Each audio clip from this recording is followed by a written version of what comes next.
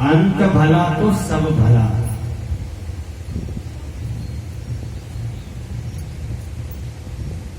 यह उक्ति बहुत पसंद है और प्रसिद्ध भी है।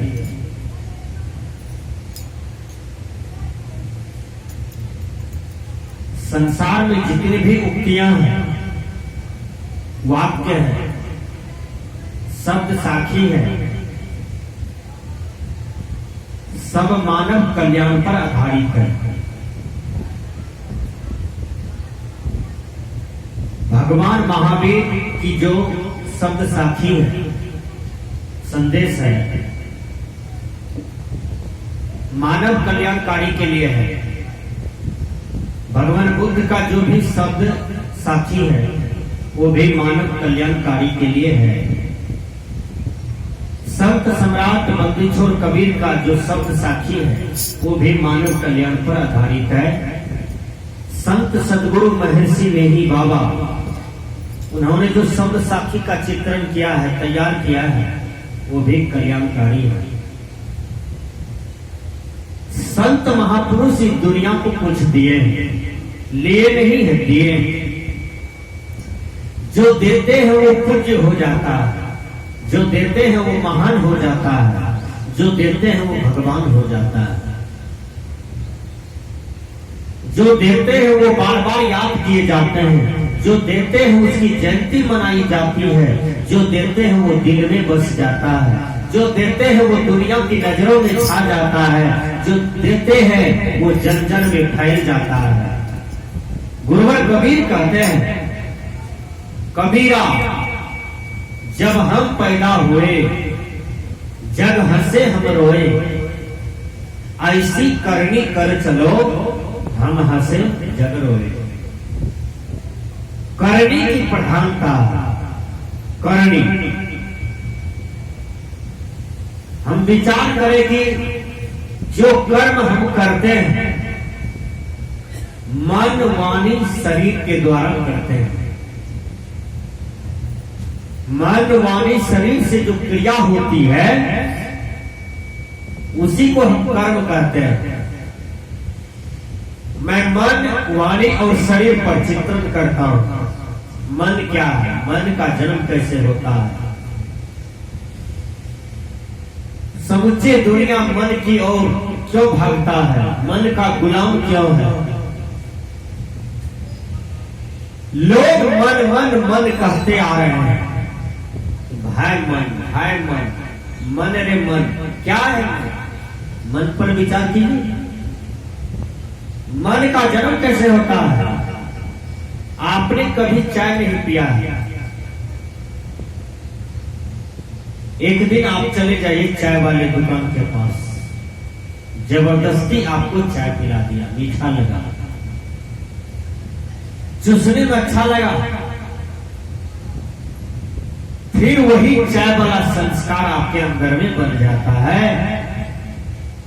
जब चाय वाला संस्कार उभरता है तो आप चाय वाला दुकान के पास स्वतः चले जाते हैं और चाय का गुहार करते हैं कि चाय दो, चाय दो। अब रोज उस दुकान पर आपको जाना पड़ता है। एक दिन चाय की चसक लगी, एक दिन चाय का संस्कार बन गया तो अब आप स्वयं रोज उस दुकान में पहुंचते हैं। रोज 10 टका हानि होता है और रोज 10 टका में बीमारी खरीदते हैं आप। बोलिए, चाय विटामिन नहीं है, चाय प्रोटीन नहीं है, चाय में ताकत नहीं है, चाय पीने से शरीर में बल नहीं होता है, शरीर में रोग आता है। जब तक आप चाय नहीं पीते थे तब तक आपके अंदर में चाय वाला संस्कार था। कोई भी संस्कार 5 बाल्टी चाय बना के आपके आगे में रख देता था, आपका मुंह से थूको गिरता कि हम चाय पी ले, संस्कार ही नहीं था। बोलिए, जो आदमी इमली नहीं खाया है उसके सामने में 1 कुंटल इमली रख दीजिए तो वो उसके मुंह से पानी नहीं गिरेगा। लेकिन जो इमली चख भी लिया है अब उसको इमली शब्द बोल भी दीजिए तो उसके मुंह से पानी गिरने लगता है, गिरने लगता है। क्योंकि उसने उस संस्कार को देखा है। तो मन का जन्म हम स्वयं देते हैं। विचार कीजिए, मन कहीं से जन्म लेता नहीं है, हम अपनी संगति से मन को जन्म देते हैं। इसलिए संग से मन बनता है। याद कर लीजिए, संग से मन बनता है और मन से चिंतन बनता है, और चिंतन से कर्म बनता है, और कर्म से फल मिलता है। याद कीजिए, तो पहले संग ठीक चाहिए। इंग्लिश के विद्वान ने कहा एवॉइड बैड कंपनी, अर्थात बुरी संगति से बचो। बाबा कबीर कहते हैं संगति से सुख उपजे, कुसंगति से दुख होय। काहि कबीर तहाँ जाइए, जहाँ अपनी संगति होय। कौन सी संगति में जाना पसंद करते हैं?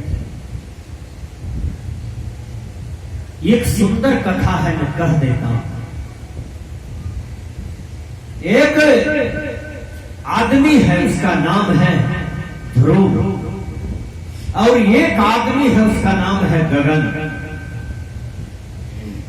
ध्रुव दारू पीता है, मांस खाता है, गांजा पीता है, वेश्यागमन करता है, और गगन जो है वो शिष्टाचार में रहता है, संस्कार में रहता है, पढ़ता लिखता है, जहां सत्संग होता है वहां चला जाता है। संत महापुरुष रास्ते में मिलते हैं, उसको भी पैर छू करके प्रणाम करते हैं।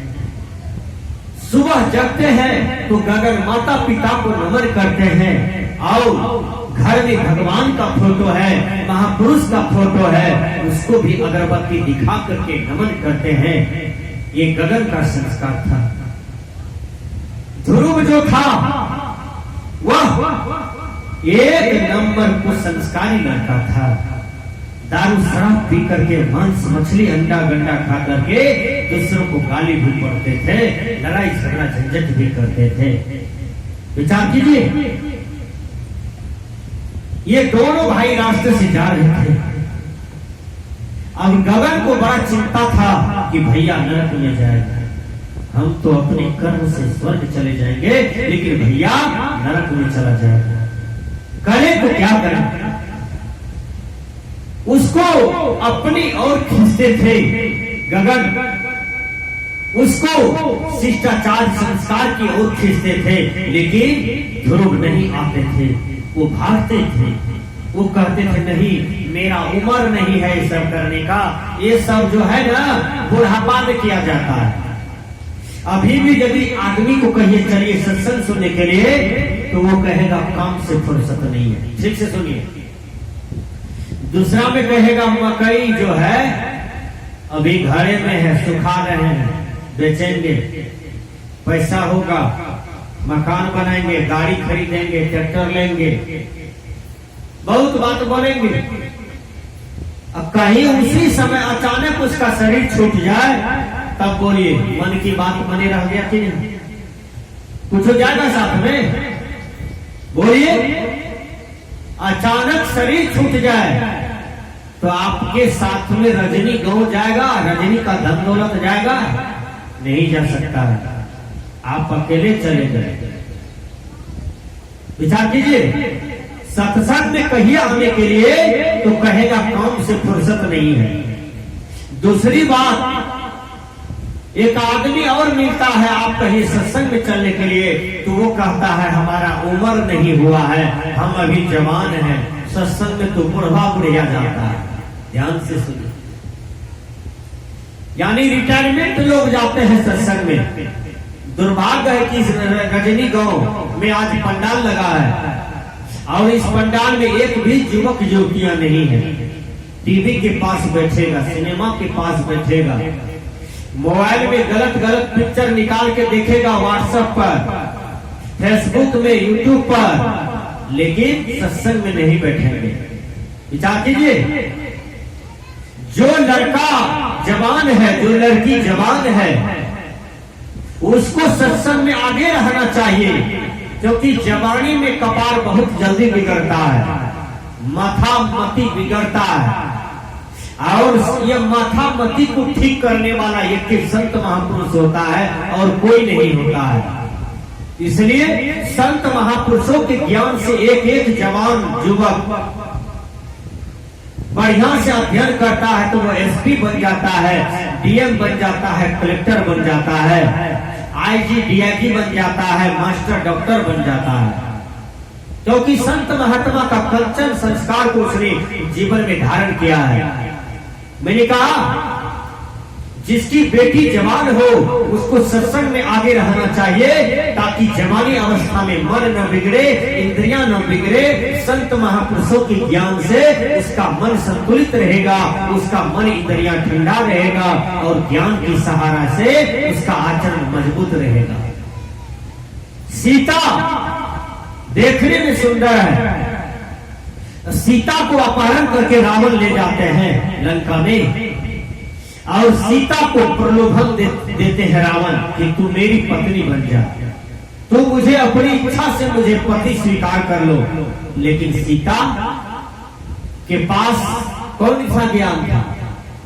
बम्बई वाला फिल्म वाला ज्ञान रहता तब तो भूल जाता। सही बात बोलिए, बम्बई वाला फिल्म वाला ज्ञान रहता तो भूल जाता। आज के समाज में भूल रहा है कि नहीं? अरे बाबू आपके पास कन्या है ये है, फिर दूसरा कन्या काहे किया है, तीसरा कन्या काहे किया है? इसका मतलब मन के गुलाम है आप। आपको पति है ये है, आप दूसरा पति किए हैं, तीसरो पति किए हैं, चौथो पति किए हैं, तैयो हुलकनिया मारते हैं 5वां जगह। इसका मतलब मन के गुलाम है आप, इंद्रियों के गुलाम है आप। ये मन और इंद्रियां कैसे स्वस्थ रहेगा, कैसे ठंडा रहेगा, कैसे संतुलित रहेगा, यह ज्ञान जो है केवल संत महापुरुषों के पास है। उनकी संगति में बैठे आपको ज्ञान हो जाएगा। मां सीता को रावण प्रलोभन देने आते हैं और मां सीता को रावण कहते हैं कि तू मेरी पत्नी बन जा सीता। उस वनवासी के पास क्या रखा है? वनवासी छोकरा जो है राम लक्ष्मण, उसके पास क्या रखा है? अरे तुम्हारे पैर में चप्पल भी नहीं है, तू यदि लंका की रानी बनना चाहती है तो मैं मंदोदरी को भी त्याग करता हूं और तुमको रानी बना लूंगा। विचार कीजिए। लेकिन सीता कहती है अभागा तो मेरे सामने से हट जा, नहीं तो सीता श्राप दे देगी और मेरा श्राप है तेरा लंका जल करके राख हो जाएगा, उजड़ जाएगा, क्योंकि तू एक सती नारी को दुख देते हो, एक सती नारी को कष्ट दे रहे हो, एक सती नारी को तुम सता रहे हो। याद कीजिएगा, जिस परिवार में सती नारी को दुख दिया जाता है, लेल बकलोल बनाया जाता है, उस पर हंसा जाता है, उसको बकलोल समझा जाता है सती नारी को। यदि वो रोएगी, उसको दुख दीजिएगा, वो श्राप आपको पड़ जाएगा। इसलिए सती नारी का सत्य महान होता है। सती नारी का जब आंसू गिरेगा तो दुनिया की कोई शक्ति आपको उनके श्राप भोगने से नहीं बचा सकता है।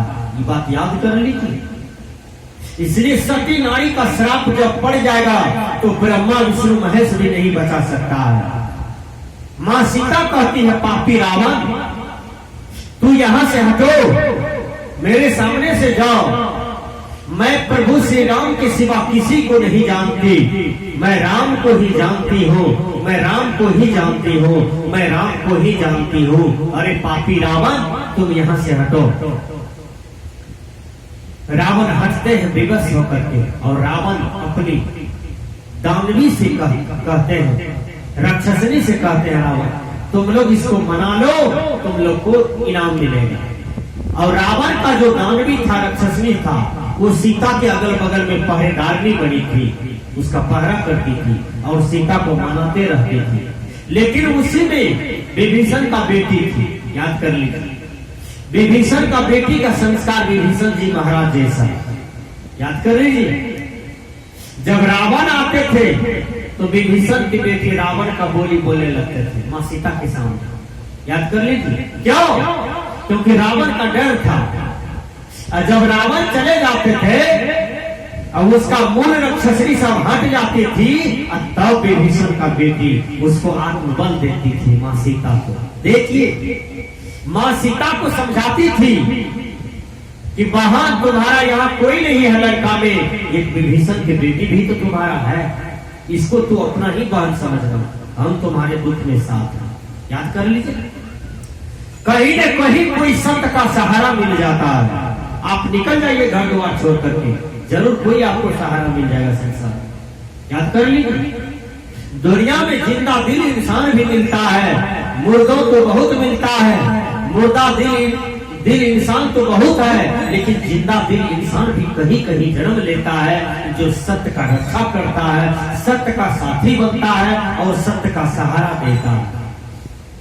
सीता और विभीषण की बेटी में बातचीत होती है तो बड़ी सुंदर ढंग से बातचीत होती है, और सीता कहती है कि मैं राम को ही पति मानती हूँ, राम के सिवा मैं कभी रावण को स्वीकार नहीं कर सकता। वही हुआ, सीता का श्राप पड़ गया, समुच्चा लंका का विनाश हो गया, रावण का नाती पोता बेटा मारा चला गया, लंका उजड़ गया और लंका का राजा विभीषण जी महाराज बना। देखिए, आपके भारतीय पुरुषों में एक विशेषता रही है, इतिहास गवाह। कुछ दिन पहले बांग्लादेश को आजाद कर दिया आपके देश के नेता। क्या बांग्लादेश को भारत में मिला लिया? नहीं, बांग्लादेश का अच्छे लीडर को राजा बना के भेड़ छोड़ दिया, है ना। ये भारत दुख में साथ होता है सबका, सभी देशों का। ये भारत सबके समस्या में साथ होता है और सबके समस्या का निवारण करने का प्रयास करता है। भगवान राम रावण जैसे पापी का संहार करके, रावण जैसा अपराधी को संहार करके और राजा नहीं बने, जबकि समुच्चा लंका के लोगों ने कहा कि भगवान राम आप राजा बन जाइए, लेकिन भगवान राम ने कहा मैं ऐसे राज का त्याग करता हूं, मैं विभीषण जी महाराज को राजा बनाता हूं और विभीषण को राजा बनाता हूं। विचार कीजिए, एक सही आदमी को जो धर्म का साथ दिया। रावण अधर्म का साथ देते थे, कंस अधर्मी था, दुर्योधन अधर्मी था। क्या रावण, कंस और दुर्योधन नाम का लोग मिलता है? रजनी गांव में है एक को आदमी जिसका नाम है रावण, जिसका नाम है कंस, जिसका नाम है दुर्योधन, किसी की बेटी का नाम है सुपनेखा। बोलिए है? नहीं है, क्योंकि इन्होंने कैसा कुकर्म किया कि आज तक इसका नाम तक भी लोग नहीं रखना चाहते हैं। विचार कीजिए, इसलिए कर्म की प्रधानता है। मैंने कहा गगन जो है वो चाहता है कि मेरा ध्रुव भैया जो है वो नरक में चला जाएगा और नरक का जीवन जी रहा है। ये मेरा बड़ा भाई है, मैं छोटा भाई हूं, यदि मेरा भाई नरक में चले जाए तो अच्छा नहीं है। यदि भाई वाला प्रेम देखना चाहते हैं तो भारत राम का प्रेम देखिए भैया। 14 वर्ष का वनवास किसको हुआ? राम जी को हुआ, लक्ष्मण को नहीं हुआ था, सीता को नहीं हुआ था। ठीक से सुनिए, सीता क्यों राम के साथ गया? विचार किया है तुम्हें? क्योंकि राम जी अकेले वन में बौखते, सीता यहाँ पलंग पर सोती, विहार करती, सुंदर भोजन करती। सीता अनुकूल इस चीज को नहीं समझती। इतिहास कहता कि राम वन में भटक रहा था 14 बरस और सीता राज कर रही थी। सीता सुख में सोई थी, सीता आनंदित थी, राम दुख भोग रहे थे, पति का साथ नहीं दिया।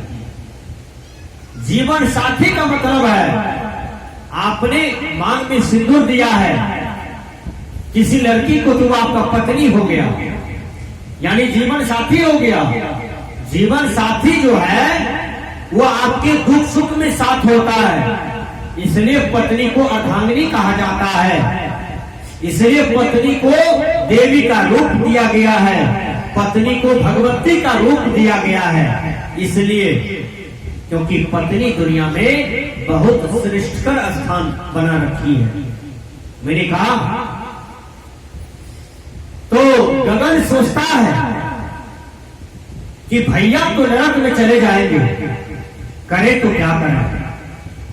गगन दिन रात जहां भी सत्संग होता था वहां चला जाता था।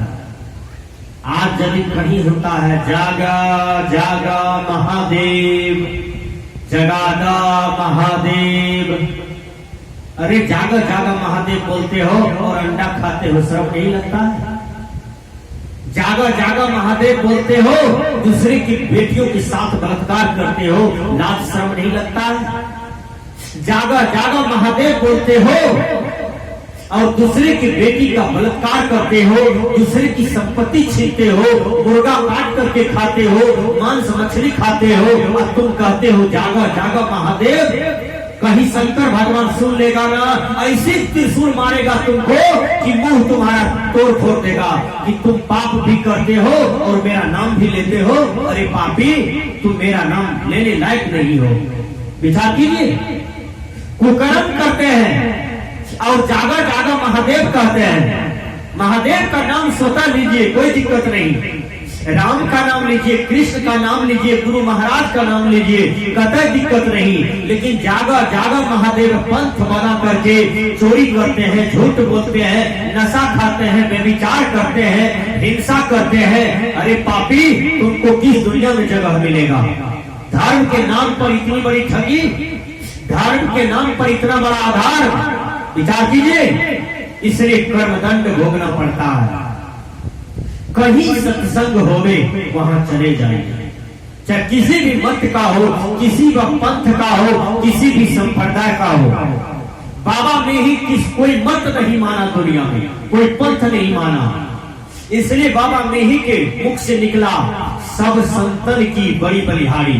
ध्यान से सुनिए, यानी सभी संतों को आदर करो, सभी संतों को सम्मान दो, सभी संत पूजने के योग हैं, सभी संत नमन करने के योग हैं। इसलिए सब संतन की बड़ी बलिहारी, सभी संतों की बलिहारी है। सबने देश को दिया, सबने कुछ समाज को दिया है, सबने समूचा विश्व को संदेश दिया है। इसलिए सब संतन की बड़ी बलिहारी। दुनिया में कोई मत पंथ हो, कोई बेकार नहीं है। वह मत पंथ बेकार है जो चोरी करने के लिए कहता है, झूठ बोलने के लिए कहता है, नशाबाजी करने के लिए कहता है, छली ठगी वाला कर्म करने के लिए कहता है। वह मत पंथ बेकार है। विचार कीजिए।